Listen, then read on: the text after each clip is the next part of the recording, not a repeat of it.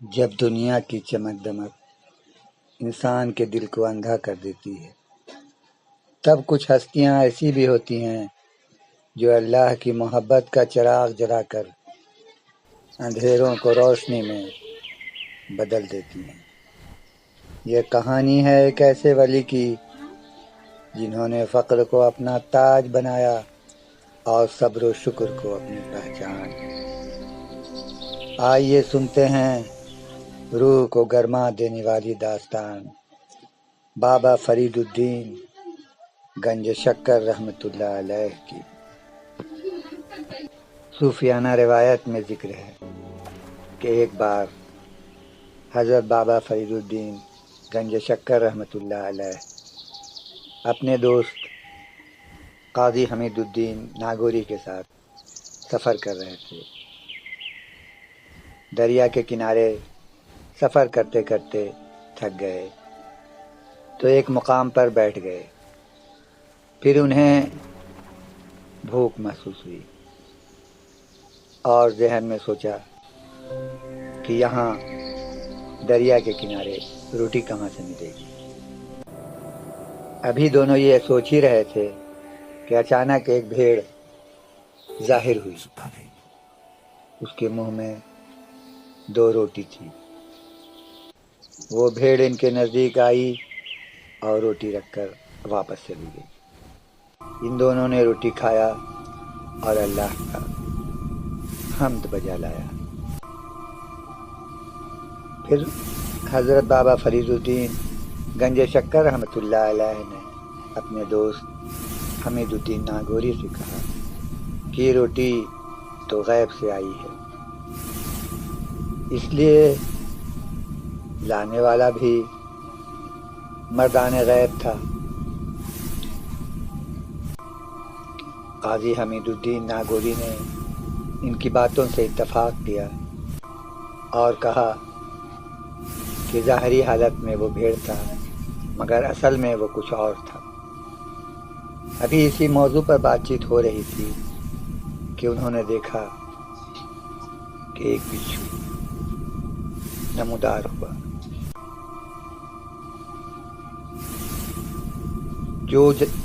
جو اپنی جسامت دوسرے سارے بچھو پیچھے چھوڑ دیتا۔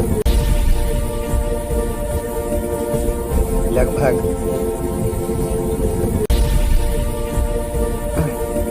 شتر مرغ کے جیسا تھا۔ وہ بچھو بہت تیزی کے ساتھ چل رہا تھا۔ جب وہ دریا کے نزدیک پہنچا، پانی میں اترا۔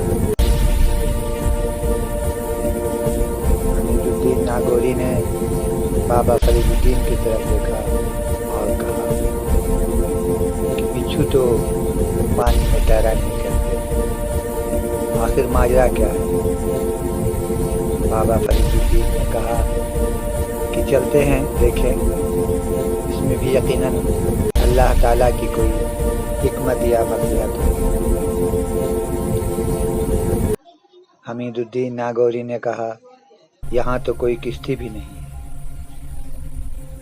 پھر ہم دریا کس طرح سے پار کریں گے؟ ان دونوں بزرگوں نے دعا کے لیے ہاتھ اٹھا دیے۔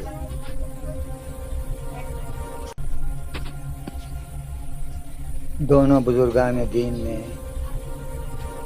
دعا کے لیے ہاتھ اٹھائے اور کہا اے مالک و معبود، جب تو نے اتنی محبت دی ہے تو اتنا کرم اور فرما دے کہ دریا کو ہمارے لیے پایاب بنا دے۔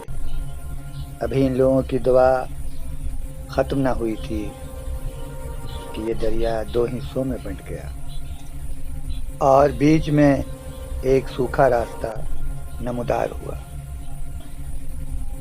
ان دونوں نے اللہ جل شانہ کا شکریہ ادا کیا اور بچھو کے تعاقب میں چل پڑے۔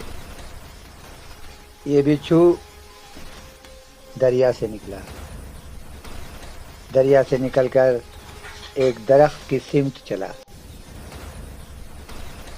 اس درخت کے نیچے کوئی سو رہا تھا۔ اچانک درخت سے ایک سانپ نیچے آیا اور وہ سوئے ہوئے شخص کو ڈسنا چاہتا تھا کہ یہ بچھو سانپ پر جھپٹ پڑا اور اسے مار ڈالا، اور دوسرے ہی پل بچھو ان لوگوں کی نظروں سے غائب ہو گیا۔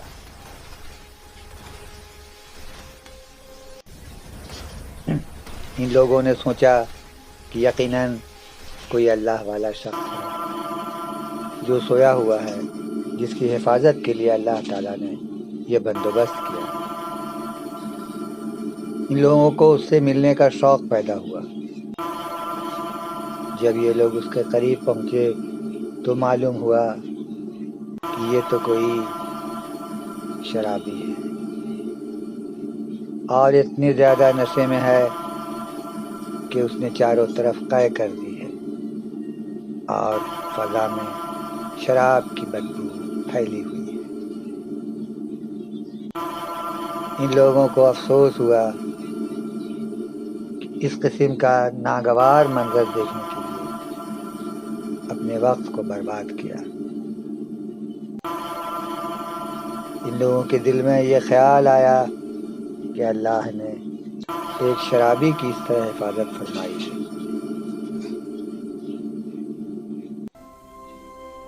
ایسا کیوں؟ ابھی یہ لوگ ذہنی کشمکش میں تھے کہ ایک صدا غیب سے آئی، عزیزو، اگر صرف پارساؤں پر اللہ نظر رکھے گا تو پھر ان کی حفاظت کون کرے گا جو گناہگار ہیں؟ اسی بیچ وہ شراب خور جاگ گیا۔ پھر جب اس نے اپنے نزدیک ایک مرے ہوئے سانپ کو دیکھا تو بہت پریشان نظر آنے لگا۔ ان لوگوں نے اسے پورا واقعہ سنایا، جسے سن کر اس کی حالت عجیب ہو گئی۔ وہ کافی دیر تک روتا رہا، پھر آسمان کی طرف منہ کر کے پکارا، بے شک اللہ تو ہی کریم ہے، بخش دے میرے گناہوں کو، تیری رحمت کے سوا کوئی ٹھکانہ میرا نہیں۔ اس شرابی نے پھر اس طرح سے توبہ کی کہ گناہوں کی طرف مڑ کر بھی نہیں دیکھا۔ 70 حج کیے